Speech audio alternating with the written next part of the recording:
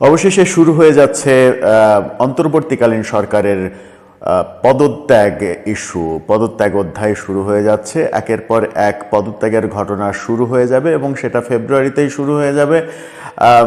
একেবারে স্পেসিফিক 3 জনের পদত্যাগের খবর আজকে সারা দিন যেভাবে টক অফ দ্য কান্ট্রি হয়েছে, সেই ব্যাপারটা আরও বেশি আলোচিত হবে, আরও বড় আকারে ঘটবে পদত্যাগের ব্যাপারগুলো। সেরকম আলোচনায় চতুর্দিকে চলছে এবং সেই আলোচনাই করব এই ভিডিওতে। থাকবেন পলিটিক্স টিভির নিয়মিত আয়োজনে।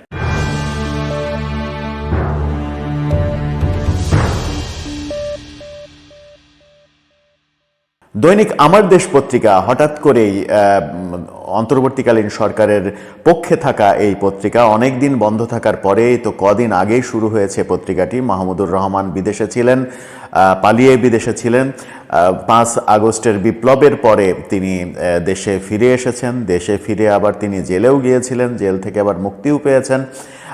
আমার দেশ পত্রিকা আবার শুরু হয়েছে। আমার দেশ পত্রিকা সবাই আমরা ভাবতাম যে আমার দেশ পত্রিকা অনেকটা বিএনপিপন্থী পত্রিকা, বিএনপির মুখপাত্র হিসেবে কাজ করে এই পত্রিকা। কিন্তু 5 আগস্টের বিপ্লবের পরে আমার দেশ পত্রিকার বিভিন্ন কর্মকাণ্ড অনেকটা জামাতপন্থী মনে হচ্ছে। বিএনপির লোকজন বিব্রত এবং বিরক্ত আমার দেশ পত্রিকার বিভিন্ন কার্যক্রমে। জামাতকে স্পন্সর করা, জামাতকে সহায়তা করা এবং বর্তমান এই অন্তর্বর্তীকালীন সরকারের বিভিন্ন এজেন্ডা বাস্তবায়ন করার ক্ষেত্রে আমার দেশ পত্রিকা বিভিন্ন রকমের ভূমিকা রাখছে, এরকম সমালোচনা বিভিন্ন দিকে শোনা যায়। কিন্তু সত্য মিথ্যা সেটা বাস্তবতা পর্যবেক্ষণ করে গবেষণা করে হয়তো বের করতে হবে। সে আমার দেশ পত্রিকা আজকে একটা খবর করেছে 3 উপদেষ্টার পদত্যাগ নিয়ে। 3 উপদেষ্টার পদত্যাগে 2 উপদেষ্টা নাহিদ ইসলাম এবং আসিফ মাহমুদ সজীব ভুঁইয়া তারা ফেব্রুয়ারির 15 তারিখের মধ্যেই পদত্যাগ করছেন। পদত্যাগ করে তারা নতুন যে ছাত্রদের দল হচ্ছে সেই দলের দায়িত্ব নিচ্ছেন, এমনটাই আমার দেশ পত্রিকা বলেছে। অন্য ছাত্র উপদেষ্টা মাহফুজ আলম সবথেকে বিতর্কিত উপদেষ্টা, যিনি বিভিন্ন সময় বিভিন্ন তত্ত্ব জাতির কাছে তিনি দিতে চান এবং দিতে গিয়ে নতুন করে বিতর্কের সৃষ্টি করেন। কদিন আগেই তিনি বাংলাদেশপন্থী বলে স্বাধীনতার পক্ষের শক্তিগুলোকে অ্যাভয়েড করে একটা স্ট্যাটাস দিয়েছিলেন। আবার দেখা যাচ্ছে একদিন আগেই তিনি মুক্তিযুদ্ধ এবং মুক্তিযুদ্ধের প্রেক্ষাপটে বঙ্গবন্ধু শেখ মুজিবুর রহমানের অবদান কতটুকু তিনি গ্রহণ করবেন, কতটুকু গ্রহণ করবেন না, এরকম একটা তাত্ত্বিক বিশ্লেষণ ফেসবুকে দেওয়ার চেষ্টা করেছেন। সেটা নিয়েও ব্যাপক বিতর্ক তৈরি হয়েছে। সেই মাহফুজ আবদুল্লাহ তিনি জুন নাগাদ, এবছরের জুন নাগাদ পদত্যাগ করবেন এমন আভাস দিচ্ছে আমার দেশ। 15 ফেব্রুয়ারির মধ্যে আসিফ মাহমুদ সজীব ভুঁইয়া এবং নাহিদ ইসলাম পদত্যাগ করছেন। পদত্যাগ করে নতুন যে দল সেই দলের দায়িত্ব নিচ্ছেন এমন খবর তারা নির্দিষ্ট করে দিয়েছে। যদিও এই খবরটা নতুন কোনো খবর না, এটা পুরাতনই খবর। আমরা বহুবার বলেছি যে তারা পদত্যাগ করবেন এবং পদত্যাগ করে নতুন দলের দায়িত্ব নেবেন। পদত্যাগ করা ছাড়া তাদের আর কোনো গত্যন্তর আসলে নাই, কারণ বিভিন্নভাবে এত বেশি সমালোচিত হয়েছে নতুন দল গঠন এবং নতুন দল গঠনে সরকারের সহযোগিতা করা। সরকারের ব্যাকআপে নতুন দল কিংস পার্টি হচ্ছে, সরকারে থেকে তারা দলের কার্যক্রম পরিচালনা করছে, বিভিন্ন জায়গায় সভা সমাবেশ করছে, হেলিকপ্টারে কম্বল বিতরণ করছে, সরকারের টাকা খরচ করে, সরকারের কোষাগার ফাঁকা করে। এরকম নানা রকম সমালোচনার মুখে এবার তারা সত্যি সত্যি পদত্যাগ করছেন, তেমন খবর আমার দেশ দিচ্ছে। কিন্তু সেই খবরটাকে আবার অস্বীকার করলেন উপদেষ্টা নাহিদ ইসলাম। তিনি আজকে গণমাধ্যমের সঙ্গে কথা বলে, অস্বীকার মানে এক ধরনের স্বীকারই, কিন্তু অস্বীকারের ধরনটা একটু অন্যরকম। তিনি অস্বীকার করে বলেছেন যে এখন পর্যন্ত এই ধরনের সিদ্ধান্ত আমি কিংবা আসিফ কেউই নেইনি। তিনি বলার চেষ্টা করেছেন এখন পর্যন্ত, অর্থাৎ আজকে পর্যন্ত তারা পদত্যাগের সিদ্ধান্ত নেননি। যদি পদত্যাগের প্রয়োজন হয় তাহলে অবশ্যই তারা পদত্যাগ করবেন। পদত্যাগ আদৌ করবেন কিনা, পদত্যাগের বাস্তবতা আছে কিনা সেটা বলেছেন যে যদি দল গঠনে আমরা অংশগ্রহণ করি তাহলে অবশ্যই আমরা পদত্যাগ করব, তবে এখন পর্যন্ত এই ব্যাপারে আমরা কোনো সিদ্ধান্ত নিইনি।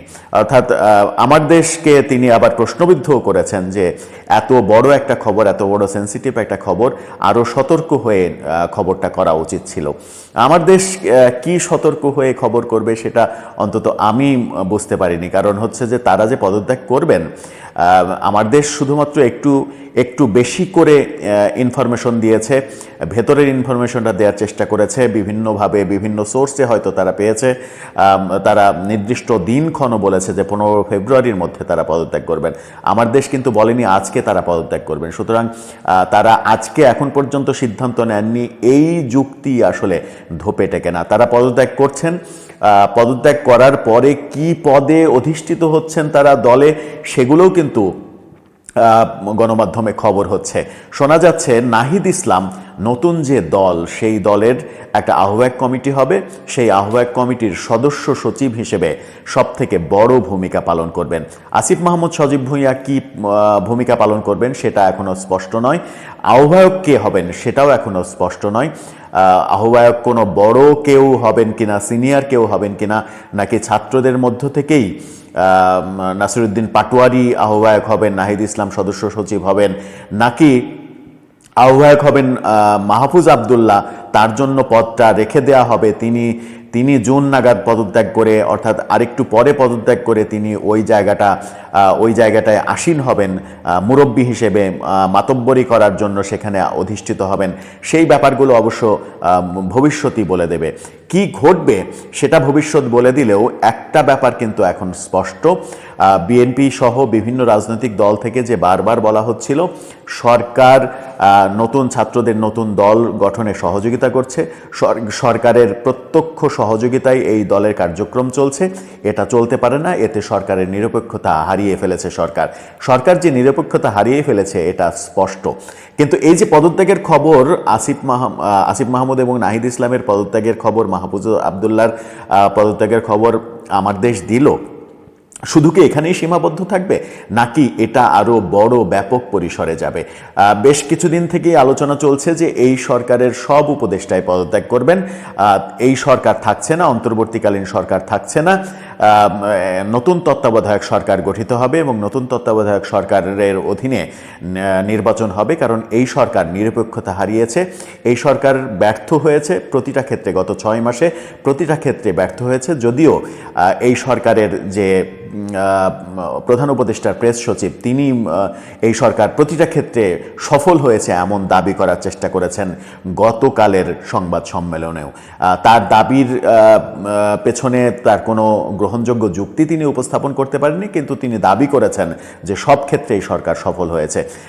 একেবারে দিনের আলোর মতো স্পষ্ট যে সব ক্ষেত্রে সরকার সফল হয়েছে, এটার ঠিক রিভার্সটা সত্য, সব ক্ষেত্রেই সরকার ব্যর্থ হয়েছে। আইন শৃঙ্খলা পরিস্থিতি, দ্রব্যমূল্য, প্রশাসন, সব ক্ষেত্রেই সরকার ব্যর্থতার পরিচয় দিয়েছে। সেই কারণেই প্রধান উপদেষ্টা ডক্টর মোহাম্মদ ইউনূস সহ সবাই পদত্যাগ করবেন, সবাই পদত্যাগ করে নতুন একটা তত্ত্বাবধায়ক সরকার হবে, এই আলোচনা অনেক দিন থেকে চলছে। এই আলোচনার মাঝেই গতকালকে আমরা দেখেছি অ্যাটর্নি জেনারেল একটা নতুন তত্ত্ব দিতে। তিনি বলেছেন সংবিধানে অন্তর্বর্তীকালীন সরকার যেহেতু নেই, নতুন তত্ত্বাবধায়ক সরকার গঠিত হবে এবং রাষ্ট্রপতি চাইলে এই অন্তর্বর্তীকালীন সরকারকেই নতুন করে সংবিধানের আলোকে তত্ত্বাবধায়ক সরকার হিসেবে শপথ গ্রহণ করাতে পারেন নতুন করে। অর্থাৎ আরেকটা শপথ গ্রহণ যে আসছে সেই আভাস কিন্তু অ্যাটর্নি জেনারেল দিয়েছেন। শুধুমাত্র তিনি এটা বলেননি যে নতুনরা সরকারে অধিষ্ঠিত হচ্ছে। পরিস্থিতির দৃষ্টিতে সেটাই মনে হচ্ছে যে একে একে উপদেষ্টারা সবাই পদত্যাগ করবেন, পদত্যাগ করার পরে যেটা হবে নতুন তত্ত্বাবধায়ক সরকার গঠিত হবে এবং নতুন তত্ত্বাবধায়ক সরকারের অধীনে একটা নিরপেক্ষ নির্বাচন হবে, যে নির্বাচনে সবাই অংশগ্রহণ করবে। এই সরকার যেহেতু নিরপেক্ষতা হারিয়ে ফেলেছে, সবাই অভিযোগ করছেন বিএনপি সব থেকে এখন আওয়ামী লীগ তো নির্বাসিত, বিএনপি সব থেকে বড় দল, আওয়ামী লীগও দাবি করছে এই সরকার নিরপেক্ষতা হারিয়েছে, এই সরকার প্রতিহিংসার রাজনীতি শুরু করেছে, এক ধরনের রাজনীতি শুরু করেছে। সেটা সরকারের বিভিন্ন কর্মকাণ্ডে বোঝাই যায়। শেষ পর্যন্ত কি হবে সেটা দেখার জন্য আমাদের আরও কিছুদিন অপেক্ষা করতে হবে, যদিও অনেক আগে থেকেই আলোচনা চলছিল যে এই সরকার ফেব্রুয়ারির মধ্যেই বিদায় নেবে এবং নতুন তত্ত্বাবধায়ক সরকার গঠিত হবে। যে আলোচনাগুলো চতুর্দিকে চলছে সেই আলোচনাগুলো সত্য হচ্ছে কিনা, আমার দেশ আজকে যে আভাসটা দিল সেই আভাসটা আরও বড় পরিসরে সত্য হতে চলেছে কিনা সেটা আমরা কদিন অপেক্ষা করলেই জানতে পারবো, বুঝতে পারবো। দর্শক, আপনার কি মনে হয় শেষ পর্যন্ত কি হতে চলেছে? আপনার মতামত জানিয়ে লিখতে পারেন আমাদের কমেন্ট বক্সে।